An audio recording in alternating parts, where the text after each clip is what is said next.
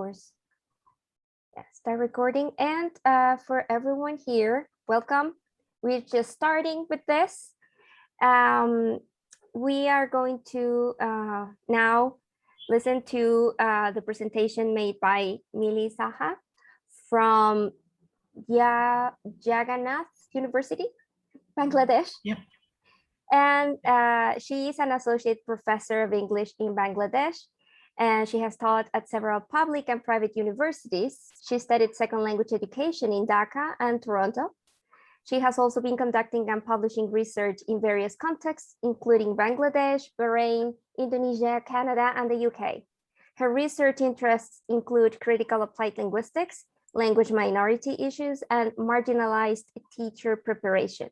And her presentation today is Bangladeshi learners' attitudes toward online language testing. Thank you, Professor, for the nice introduction. And okay, so as you know, my today's research topic is Bangladeshi learners' attitudes towards online language testing.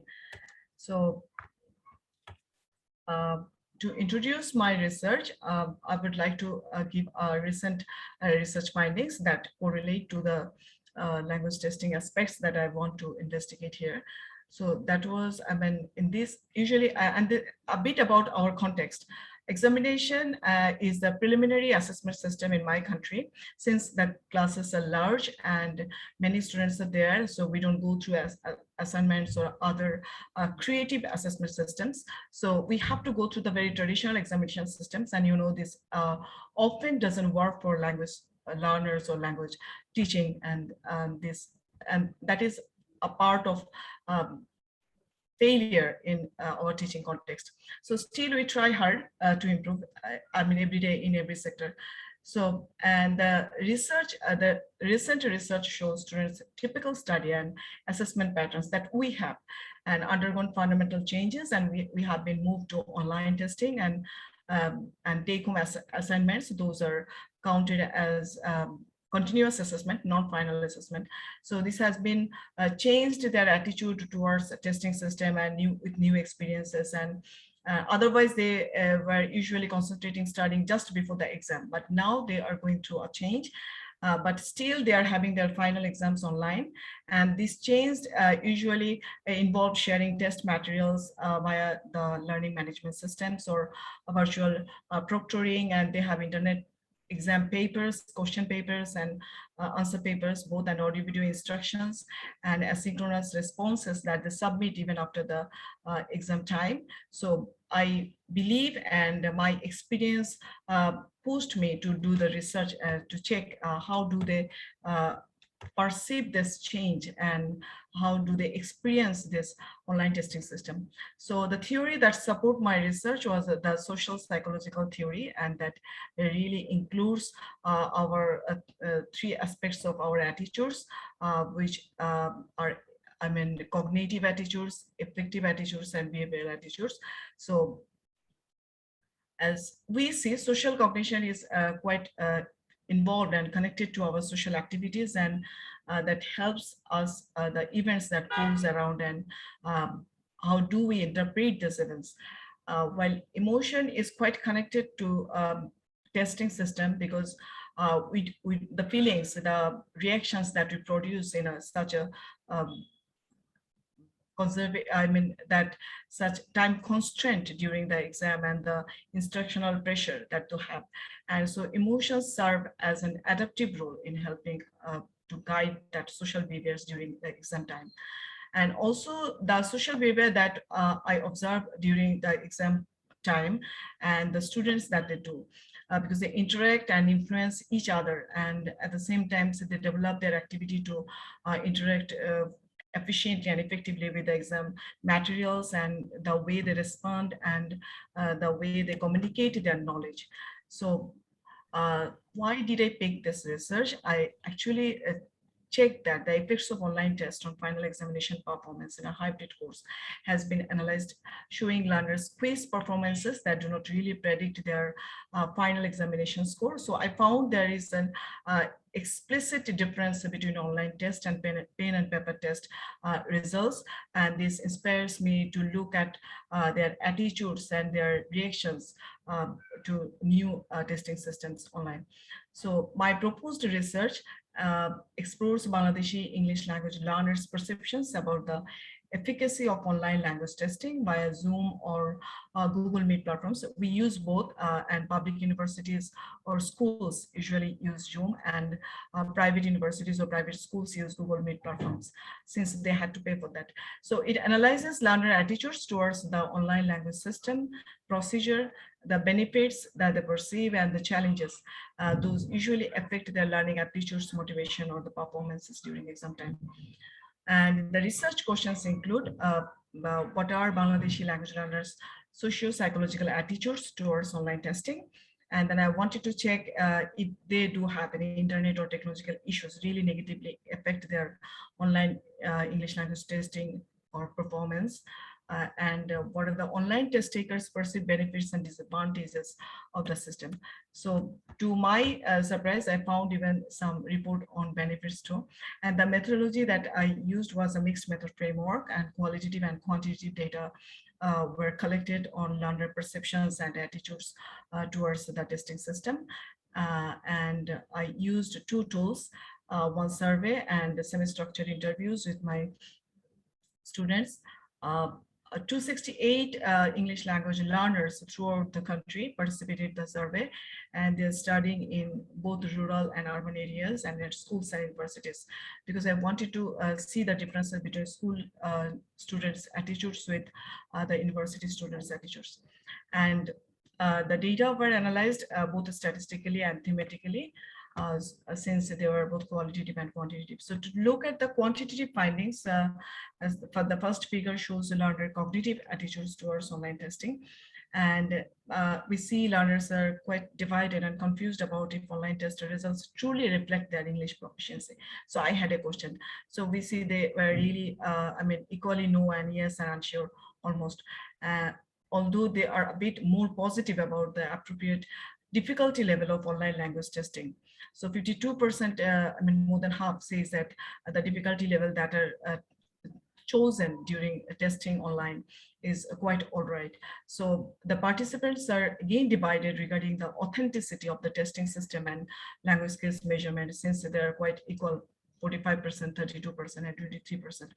So these are the areas that needs further research, and why do they feel something like this? So they are optimistic about online language testing system capacity to motivate them to improve language skills, and that was quite good. 60% of students think this. And finally, I found that a good majority of 73% were they were quite aware and positive about the necessity of language skills tested online exams, and they think usually in our physical classes we do not test speaking or listening, and it was quite good that while we are testing online, so we could utilize the technological support to test speaking and listening, and that were quite getting positive results, and students had quite positive feedbacks.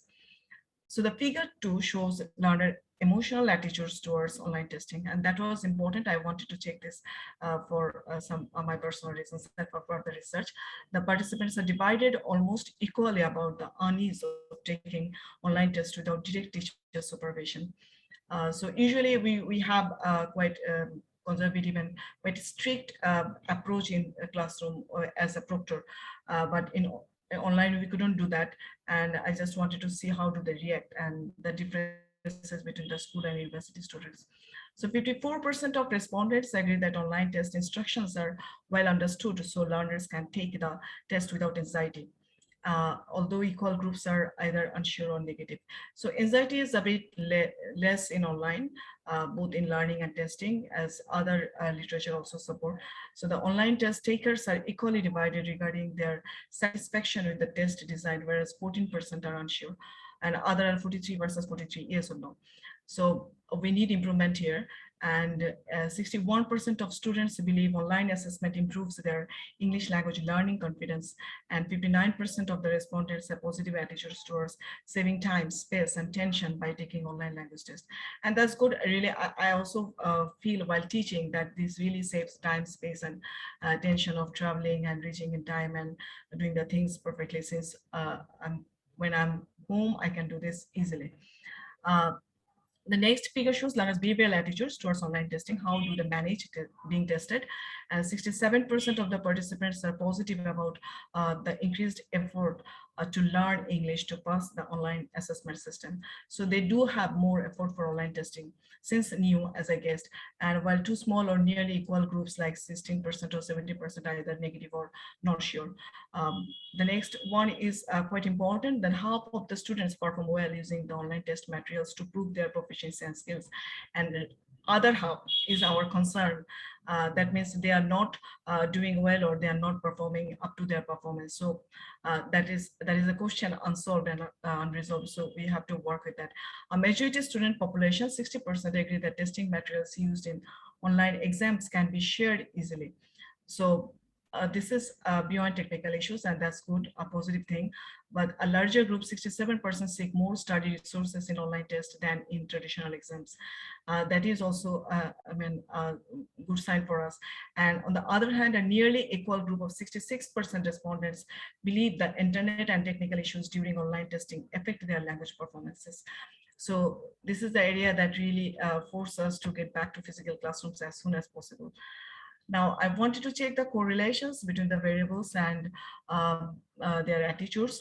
And I had 6 variables actually, but the other 3, like age, areas, rural versus urban, and the devices that they use, either laptop or phone, had no significant or reportable impact statistically, but 3 others have. And as these tables show, gender has no impact on the learner's cognitive attitudes towards online language testing, although it influences learner emotional attitudes to some extent. And I find female participants are more satisfied with the online testing design and the time, space, and tension saving nature of it than the male counterparts.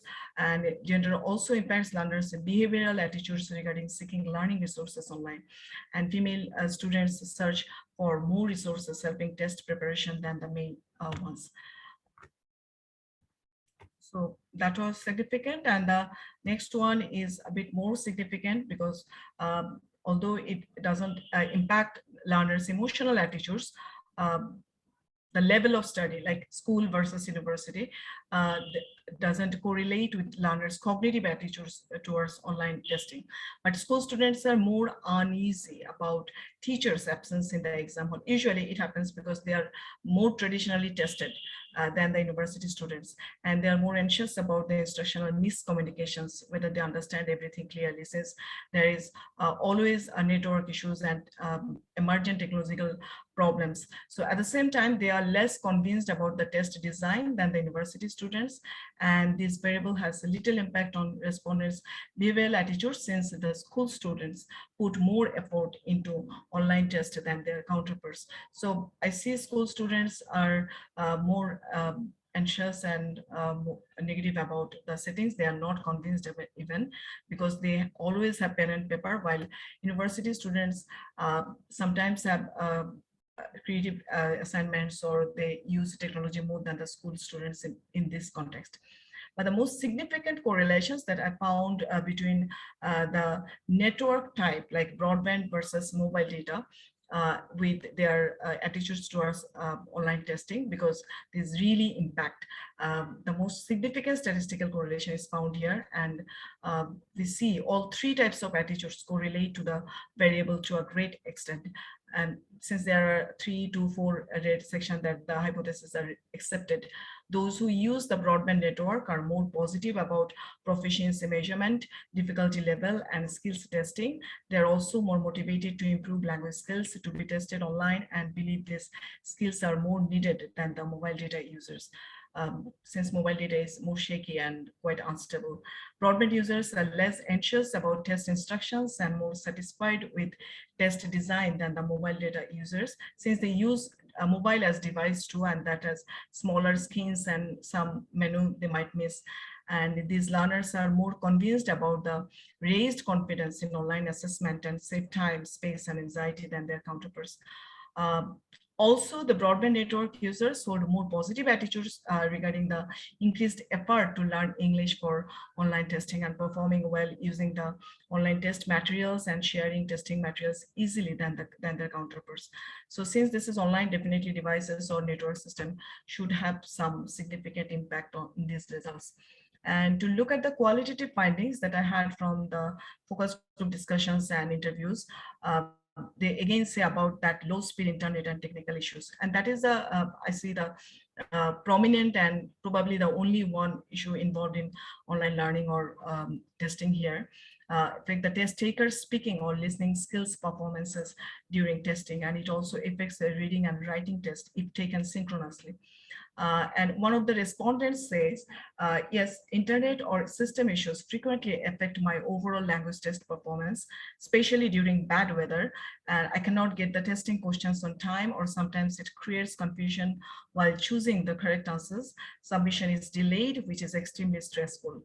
So they are worried, and the internet issues makes the testing situation insecure and confusing. Sometimes it buffers and students miss the examiner's instructions. They suffer from anxiety about network issues on the exam days as soon as the schedule is given.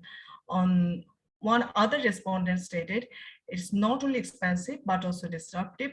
A low connection, network drop, power cut, and interruptions are annoying. These certainly impact performances by generating aversive emotions, and I have a tension and frustration regarding this, which reduces motivation and concentration in the test.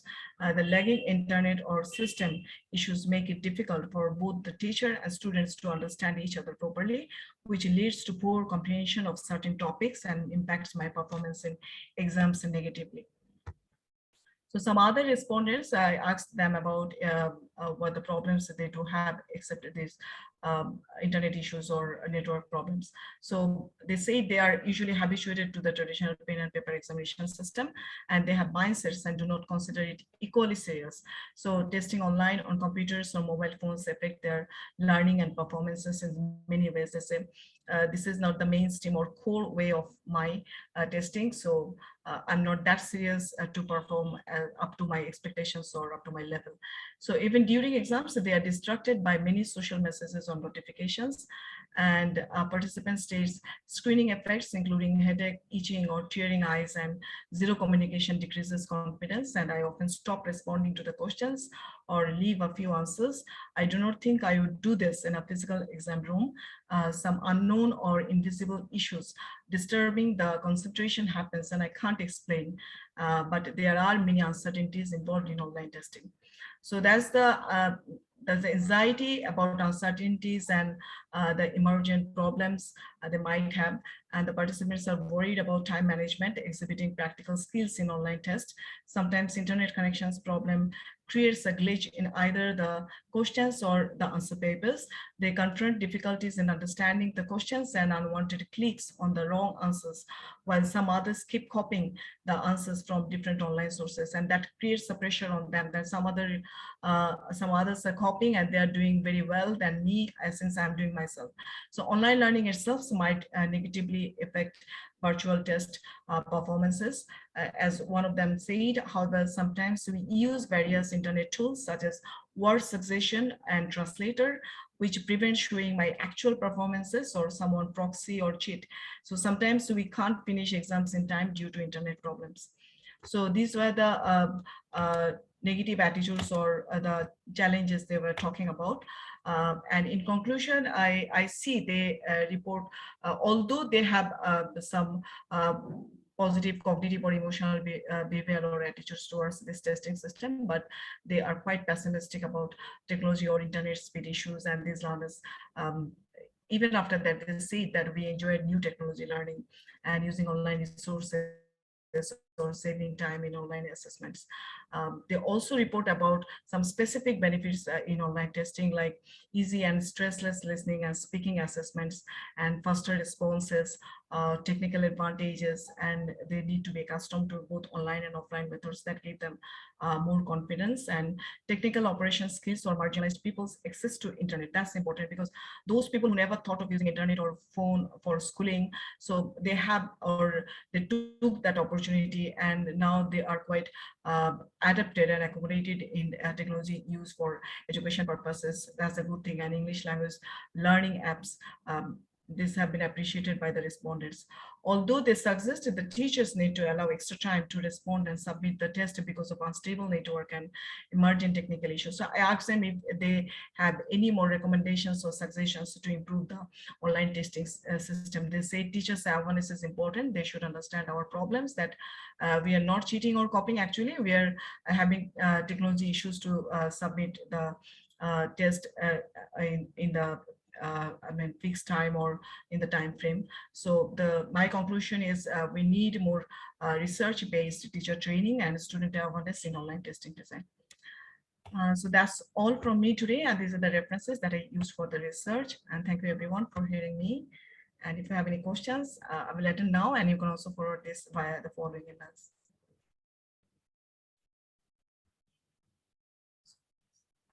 Thank you. Thank you for your presentation.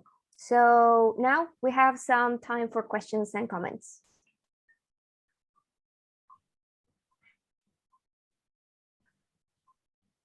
Anyone? Don't be shy.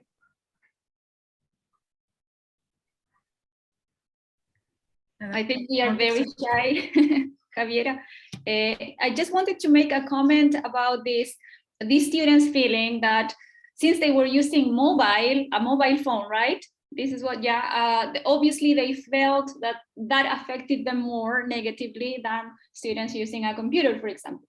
And I was thinking immediately about, here in Chile, we have these presidential candidates, and I was thinking about it that none of them actually has talked about, I don't know, some government politics on implementing good network and also computers for everybody, because we don't know what is going to happen in the future. So we should be ready again for that. We should be prepared, right? And it would be, these findings are very interesting because they should implement in every corner of the country, or I don't know, any country, right? They should worry about education because we know it's the most important tool. So we need to do something for our students, and we actually need to,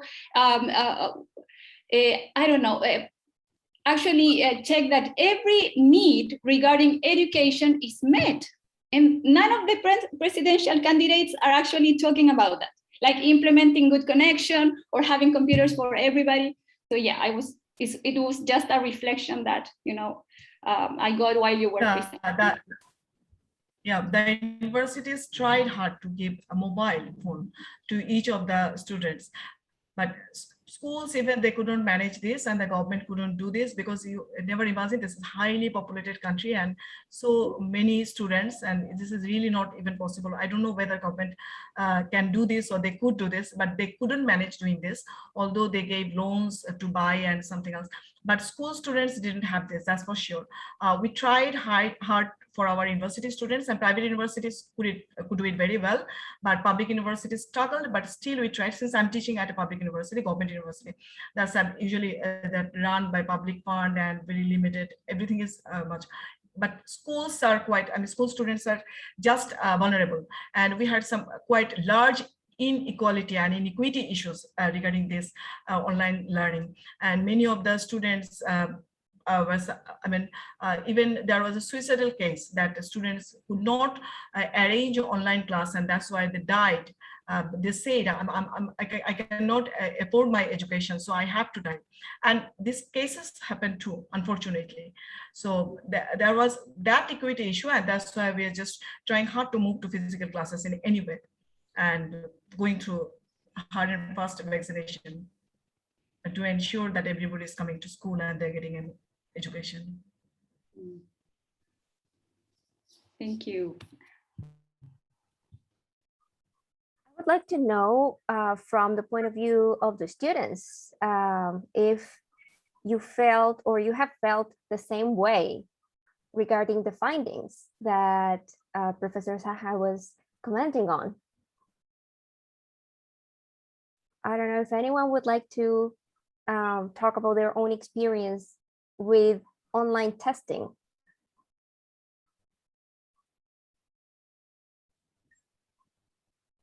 That would be a good one. Shy people.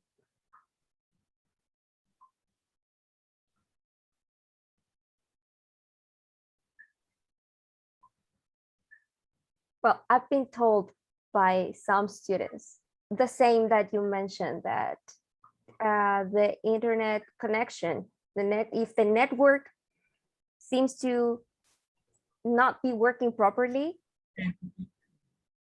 it's like the end of the world for them. But that's something that you can control.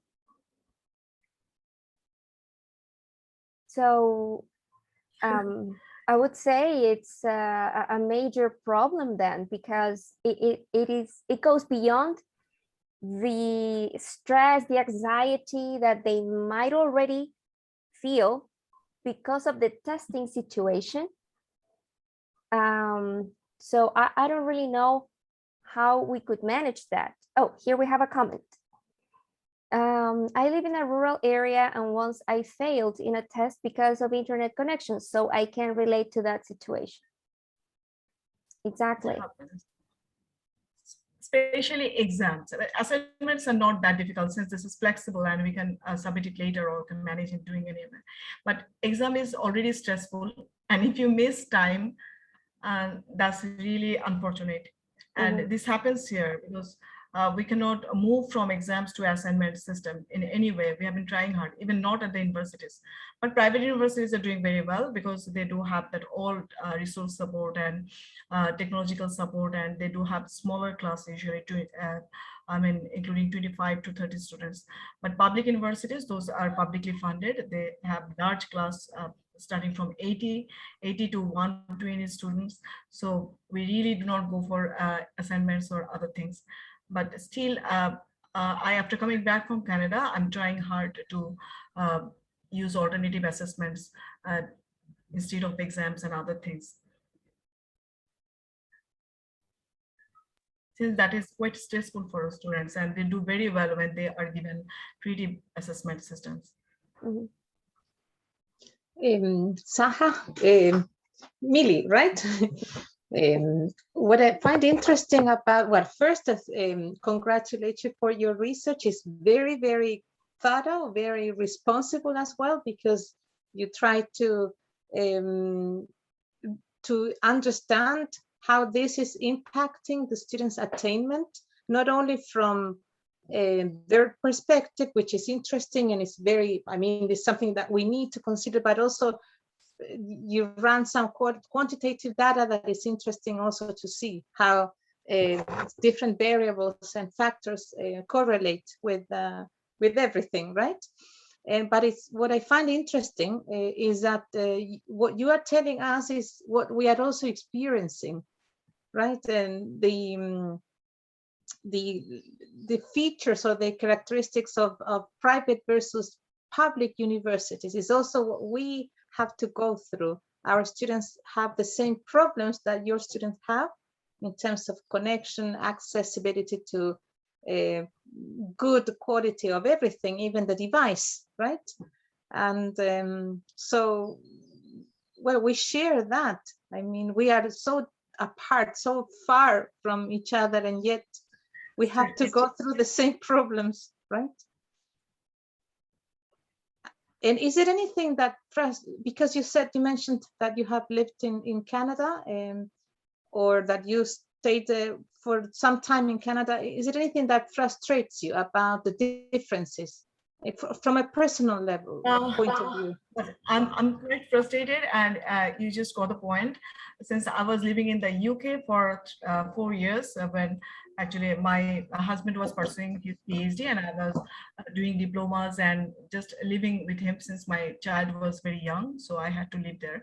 So I was doing a diploma at the University of Glasgow, and their system, and I was quite became habituated with the Western systems, and that's why when I come back, and I just struggle to adapt to those systems and fight with the existing systems and the authorities and administrations, and I'm always fighting. Why not this? Why not this? And why can't we do this? So these are the things. So I'm just waiting to get my last degree, PhD, and coming back and getting I'm in a leading position so that I can do these things the way I am experiencing outside the country. Mhm. But when I'm Thank you. working at private universities, usually the differences are less, and because their assessment system or classroom setting, logistics supports, and faculty members, everyone are coming from foreign training, and so that environment is quite similar to Canada or UK.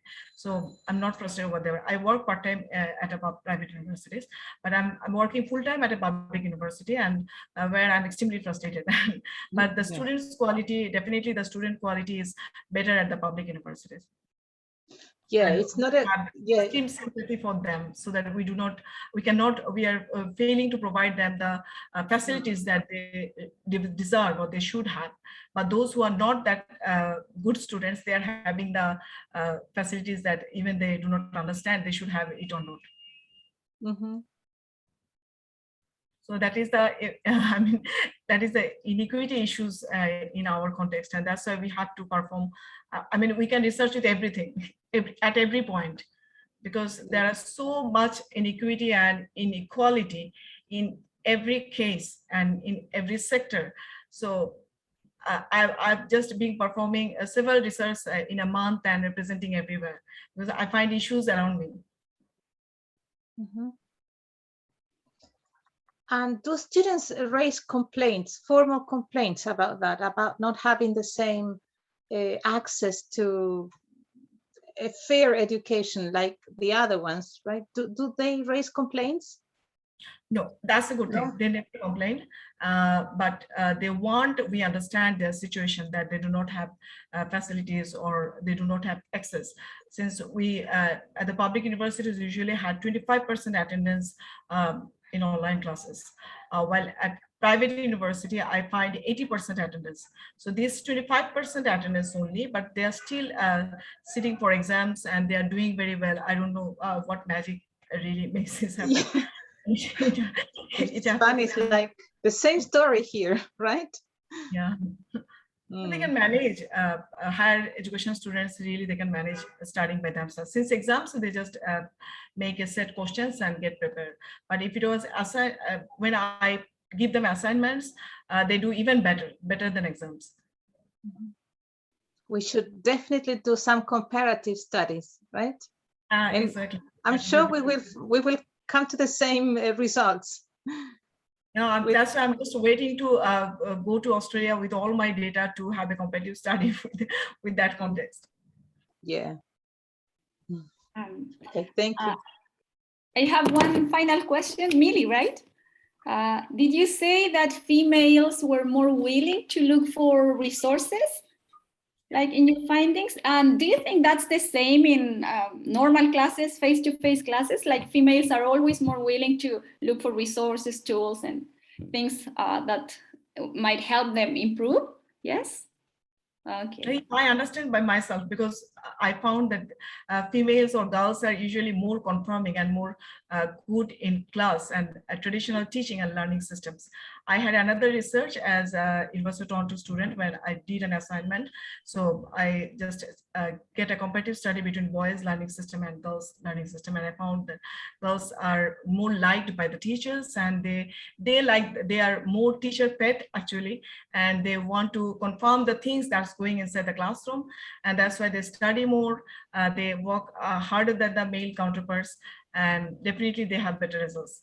So I understand that this really goes inside. That's great. Thank you, Millie. Thank you so much. Okay, thank you very much for your presentation and this interesting conversation that we just had about two very different countries, but at the same time, two very similar countries. Okay, so thank you everyone for attending this. And now we are going to move on to the next section. I already sent you the links for this, and see you then in around less than 10 minutes, probably. Okay.